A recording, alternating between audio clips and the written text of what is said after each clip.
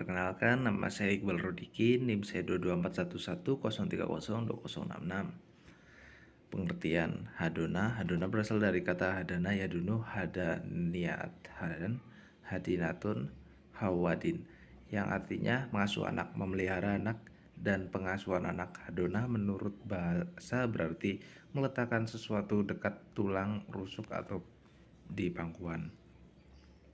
Sedangkan para ulama mengemukakan beberapa definisi tentang hadonah dari segi bahasa, yaitu Amir Syaifuddin, hadonah yaitu pemeliharaan anak masih kecil setelah terjadinya perceraian atau putusnya suatu perkawinan. Imam Syahid Sabik, hadonah khairu badhu, yang artinya burung itu mengepit telur di bawah sayapnya. Sedangkan dalam kalimat hadanatal mar'atu walada, yang artinya seorang perempuan menggendong anaknya. Abdul Aziz Dahlan, al-hadona adalah di samping atau di bawah ketiak. Hadona adalah hak dan kewajiban untuk merawat, mengasuh, dan mendidik anak yang belum mampu berdiri sendiri dalam hal jasmani, rohani, maupun sosial. Dalam Undang-Undang tahun 1974 tidak disebutkan pengertian pemeliharaan anak secara definitif, melainkan hanya disebutkan tentang kewajiban orang tua untuk memelihara anaknya pasal 45 ayat 1 Undang-Undang. Ini disebutkan bahwa kedua orang tua wajib memelihara dan mendidik anak-anak mereka sebaik-baiknya. Dasar hukum hadonah. Hadonah yang disepakati oleh ulama fikih menyatakan bahwa pada prinsip hukum merawat dan mendidik anak adalah kewajiban bagi kedua orang tuanya.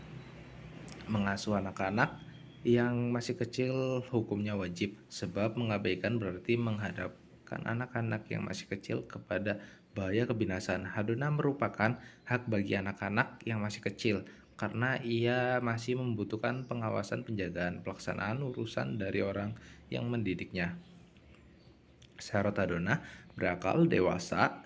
Pertama berakal, kedua dewasa, ketiga mempunyai kemampuan dan kemauan untuk memelihara dan mendidik, keempat amanah dan berbudi,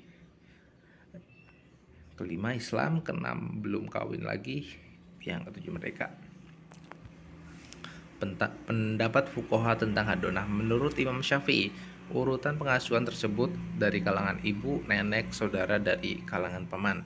Menurut Imam Hanafi, hak itu secara berturut-turut dialihkan dari ibu kepada ibunya ibu, ibunya ayah, saudara kandung, saudara-saudara perempuan seibu, saudara-saudara seayah, anak perempuan dari saudara perempuan kandung, kemudian anak perempuan dari saudara seibu, dan demikian seterusnya sehingga pada bibi dari pihak ibu dan ayah. Pendapat fuqaha tentang hadonah.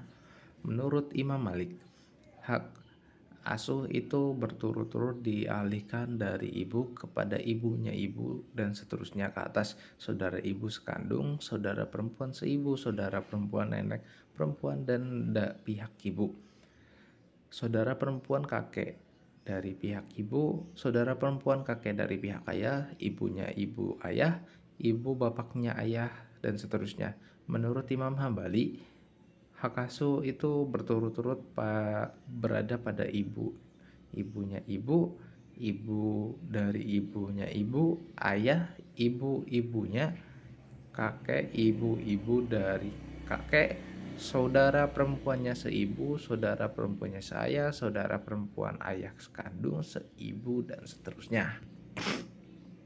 Ketentuan hadonah dalam undang-undang. Ketentuan hadonah dalam hukum keluarga di Indonesia diatur dalam dua peraturan, yaitu Undang-Undang Republik Indonesia Nomor 1 Tahun 1974 tentang perkawinan dan Instruksi Presiden Republik Indonesia Nomor 1 Tahun 1991.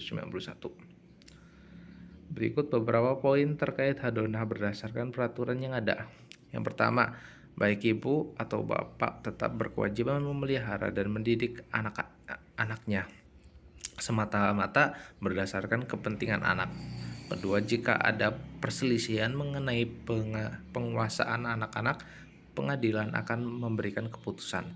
Ketiga, kewajiban orang tua berlaku sampai anak itu kawin atau dapat berdiri sendiri meskipun perkawinan antara kedua orang tua putus.